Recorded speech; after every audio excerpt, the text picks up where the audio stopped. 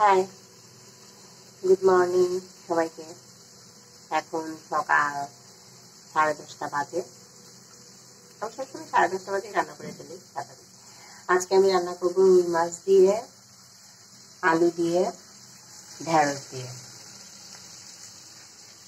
ঢেঁড়সের তরকারি সবাই বলে যে একটু আঠালো বা লোটা লোটা টাইপের হয়, তাই আজকে আমি রান্না করে দেখাবো এটা কিভাবে রান্না করলে তরকারি একদম লোটা লোটা বা আঠালোটা করে ওরকম হবে না। এই তরকারিটা খেতে অনেক মজা।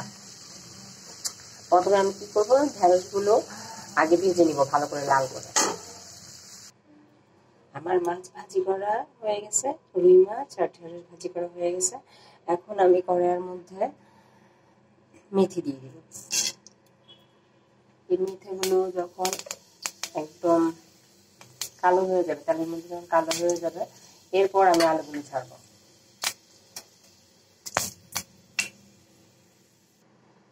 মেথিগুলো প্রায় বাটানো হয়ে গেছে, এখন আমি আলুগুলো দিয়ে দিলাম।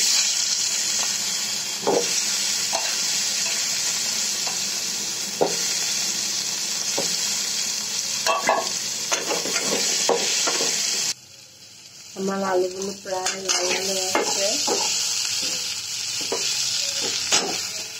আমার আলুগুলো লাল হয়ে গিয়েছে। এখন আমি এর মাঝে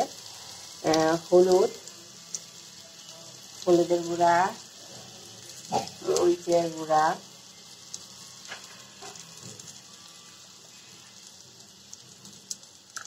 তারপর ধনে আর জিরা একসাথে গুঁড়ো করে রেখেছি, এটা মিশিয়ে দিব। এখন আমি ভেজে রাখা ঢেঁড়সগুলো দিয়ে দিলাম। এরপর আমি একসাথে করে নিলাম।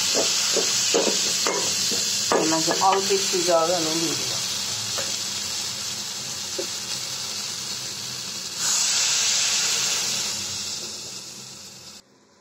এই মশলাগুলো জল দিয়ে ভালো করে কষিয়ে নিতে হবে।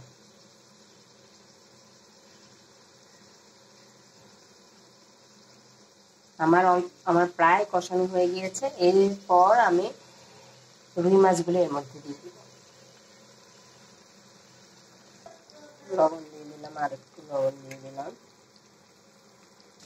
আমি রুই মাছগুলো এর মাঝে দিয়ে দিলাম।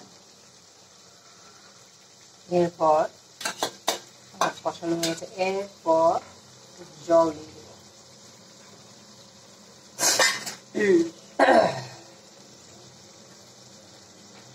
এইটার মধ্যে জল দিয়ে দিলাম। এরপর এটাকে আমি একদম মাখা মাখা করে ফেলবো। এই জলটা হালকা শুকিয়ে আমি এখন মাখা মাখা করে ফেলবো। এই জলের মধ্যে এই আলু আর ঢেঁড়সটা সিদ্ধ হয়ে যাবে। আমি ঢাকনা দিয়ে দিলাম। তরকারি প্রায় আলুগুলো সিদ্ধ হয়েছে কিনা আমি একটু দেখে নেব।